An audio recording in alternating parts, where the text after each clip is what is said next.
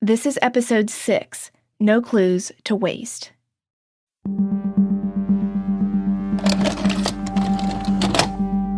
Well, I want to go into law.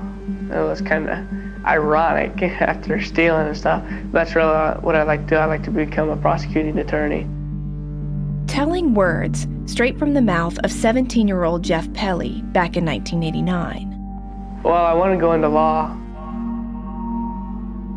In his May 1st interview with St. Joseph County police detectives, it was Jeff's tone and his answers that rubbed investigators the wrong way. Teenage Jeff was known to be sort of surly or cavalier. I guess that's the best way to describe it. But then again, what teenage boy who's independent and has already graduated high school isn't? Jeff was smart. He knew mere minutes into the interrogation that police were looking squarely at him for his family's murders. As John Bowditch and Mark Center began building their timeline of where Jeff had been on Saturday, April 29th and Sunday, April 30th, they relied a lot on Jeff's own words and what Jeff's girlfriend Darla had remembered. After all, she'd been with him Saturday night and up until the moment he was brought back to Indiana early Monday morning. Darla is someone I've tried to contact multiple times for an interview for this show, but she's never returned my messages or requests. So my next best option is reading all of her depositions and statements in the decades since 1989. And there are a lot. According to her first statement to police, Darla vouched for Jeff's whereabouts from 5:30 p.m. on Saturday through Monday morning. She said he acted normal the entire night at prom and was never unaccounted for. She also said that at the theme park, he was never out of her sight. The only thing that stuck out to her as odd was something Jeff had said to her while they were inside of Great America. Darla said around 11 a.m., Jeff became sad while they were waiting in line for a ride. She said he told her that he felt like something wasn't right. Here's Jeff explaining that moment in his 1989 interview. I just had a feeling inside that something wasn't right, and I couldn't put my finger on what it was. After a while, I don't know, I started feeling like something was wrong, and I talked to Darla about it. I told her I just felt like something was wrong. Inside, I just had this feeling that something was wrong. John Bowditch and Mark Center had their own interpretation of what Jeff meant by that statement. I think it was like 11 o'clock. There, he's acting really goofy, and Darla says, "What's the matter with you?" He says, I really think something bad happened. She goes, "Like what?" He goes, "Well, I don't know, but don't worry about it. It's okay." I mean, because he knows... This is like Great America. Yeah, he knows that Bob didn't show up for church and they found the bodies. That's what he knows. Bottom line, John and Mark didn't believe Jeff's "I had a weird premonition" feeling. They believed he was smart enough to know it would be around 11 a.m. on Sunday that someone would finally discover his family's bodies inside of the parsonage. Jeff's weird feeling in their eyes was his guilt starting to set in. Other circumstantial evidence John and Mark believed pointed to Jeff was the fact that the Pelly family had owned a 20-gauge shotgun. That gun wasn't in the parsonage after the murders. And neither was 20-gauge ammunition. Documents I read for this case proved that Bob did buy a 20-gauge pump-action Mossberg Model 500 shotgun in December 1987. I tracked down the man who sold that gun to Bob, a guy named Steve Diller, and Steve spoke with me on the phone. He didn't want to be recorded, but he told me that yes, he sold Bob Pelly a 20-gauge Mossberg shotgun on December 23, 1987. Bob told Steve the gun was going to be a Christmas present for Jeff that year. I have a copy of the federal firearms form Bob filled out to make that purchase. At the time of that transaction, Steve was dealing firearms from his home business. He later opened up a shop in Lakeville called Lakeville Guns and Ammo. Steve told me the only gun Bob ever bought from him was the 20-gauge. Bob paid for the shotgun by trading in a .44 caliber handgun that he'd purchased from someone earlier that year. Steve told Bob that the shotgun was going to cost about $200, but the .44 caliber gun Bob was putting down as payment was valued much higher. So Steve took the .44 caliber and paid Bob $90 back as the difference. A few months after buying the shotgun, Steve said Bob returned to his house and bought a trigger lock for the 20-gauge. Fast forward to April 1989, Steve learned that the Pelleys were murdered with a 20-gauge shotgun. So he called the Indiana State Police to tell them he'd sold a 20-gauge to Bob and it might be the possible murder weapon they were looking for. According to police records, Steve Diller's records, and Jeff's own testimony, the family's 20-gauge had 2 barrels that could be interchanged on the end. One barrel was for shooting birdshot ammo, and the other was for shooting deer slugs. The problem police faced was that the location of this shotgun wasn't so cut and dry. You see, whether or not that gun was in the Pelle home at the time of the murders depends on who you talk to. Jeff and Jackie told police that their dad had removed the shotgun from the parsonage sometime in 1988, about a year before the murders. I'm not sure if he gave the shotgun to somebody else to keep also or not. I haven't seen it in a while. Do you know what kind of shotgun it was? I think it was a Mossberg 20 gauge. I think it was a pump, held like 5 shots or something. I don't know, it's been quite a while since he's had it hanging up. But Jessica Pelle doesn't believe the shotgun was removed from the house prior to the murders. She remembers the shotgun hanging on a rack in Bob and Dawn's bedroom on Friday, April 28th, before she left for her weekend sleepover. When was the last time or that you remember seeing that gun on that gun rack? The night that I left. Friday night, the Yes, 28th. Friday night, the 28th. And you're positive on that? I'm positive.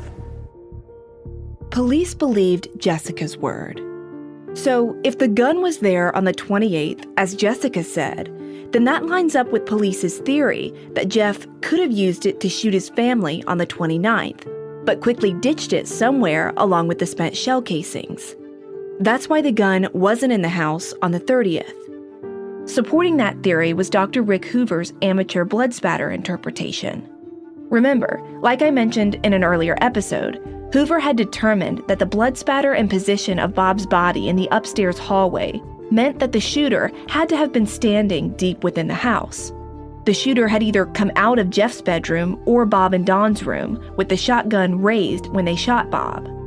According to police, the only person who could have gotten that far into the home and had access to a shotgun was Jeff. During the investigation, we all believe that Bob confronted Jeff. His bedroom was right there, and Bob's bedroom was right there, also Bob and Dawn's. I believe Jeff came out. There's no other reason. He wanted to go to the prom. I know I've told people, Mark told people, why do you think this happened? He wanted to go to the prom. That's his only reason for doing it.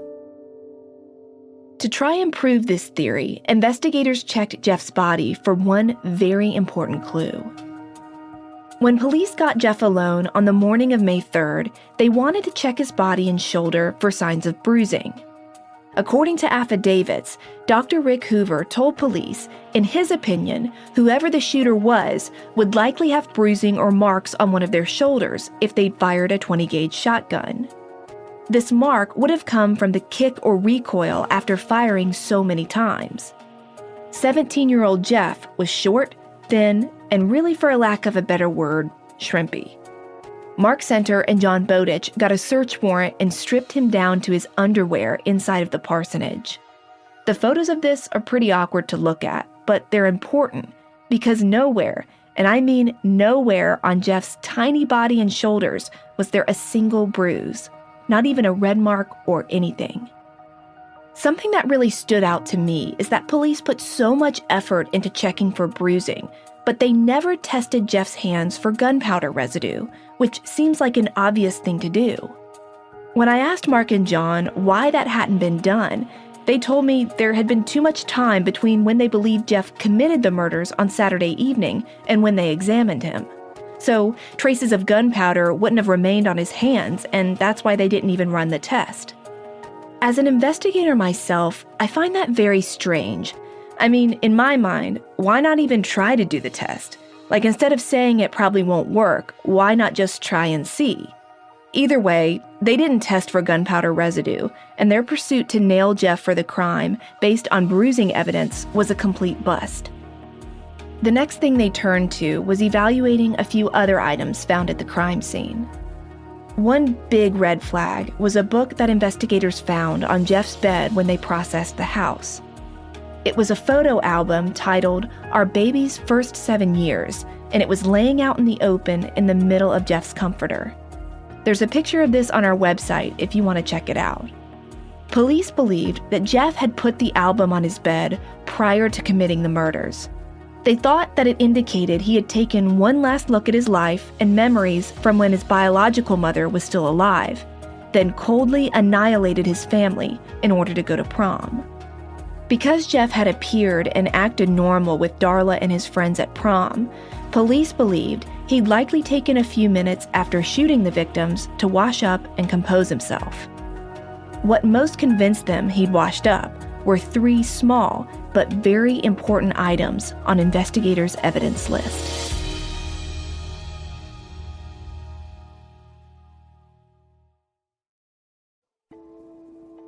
My husband and I have big plans for this next year.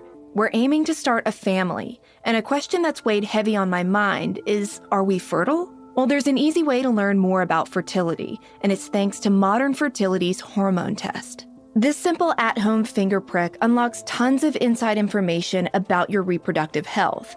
I'm talking stats on stats. I can find out my egg count, and even the best time to consider freezing my eggs or IVF. These are all really helpful things to know if you're like me and planning for kids in the future. When it comes to fertility, the answers shouldn't be a mystery. Knowledge is power, and when we know more about our bodies, we can make better decisions regarding our reproductive health. Modern Fertility was created to be easy and affordable. With the home test kit, you follow the steps, mail it in with a prepaid label, and get your personalized results within 10 days.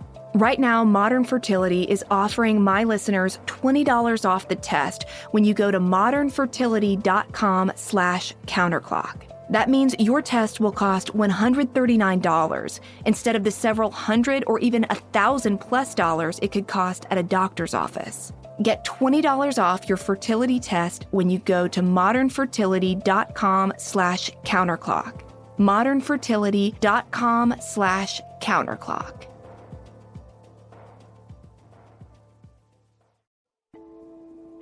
It's nice to be rewarded. We all love that feeling. With Credit Karma, you'll get the pat on the back you're looking for, plus the chance to be rewarded for good money habits. Credit Karma Money is a brand new checking account where you can win cash reimbursements for making purchases. You heard me right, win money. When you use your Credit Karma Money debit card, you can win daily Instant Karma purchase reimbursements on items up to $5,000. Credit Karma Money has already given away over $3 million in Instant Karma to over 50,000 Credit Karma members and counting. Right now, visit creditkarma.com/winmoney to open your free account and start winning Instant Karma. Go to creditkarma.com/winmoney to sign up for free and start winning Instant Karma. That's creditkarma.com/winmoney. Instant Karma is sponsored by Credit Karma. No purchase necessary. Exclusions and terms apply. See rules. Banking services provided by MVB Bank, Inc., member FDIC. Maximum balance and transfer limits apply.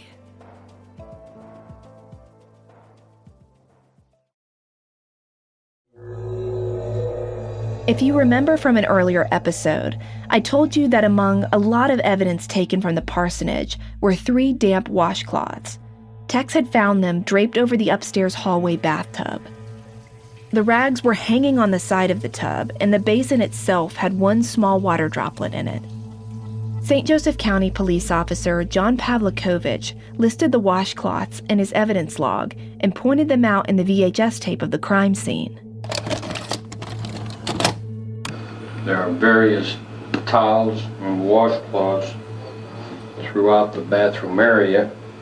However, they all appear to be dry and stiff, with the exception of the 2 washcloths on the edge of the tub, the one with stripes and the one to its immediate left, which are fairly wet. There is also water inside the tub area on the tan-colored mat. The washcloths being damp was just another thing that indicated to police Jeff had done a cleanup. They figured if he had to wash his body, then he probably had to change out of whatever clothes he wore while committing the murders. But at no point during the videotape of the crime scene does the camera pan over a pile of bloody clothes or show any articles of clothing that look like they'd been washed. The only reference police ever make to clothing evidence is in written reports. Detectives working the case strongly believed, just from the sheer volume of blood and brain matter in the crime scene, that whoever committed the murders would have been covered in biological debris. Investigators were convinced that there had to be bloody or dirty clothes somewhere. The first time St. Joseph County police officers even bring up clothing evidence, though, is on May 16, 1989, 17 days after the murders.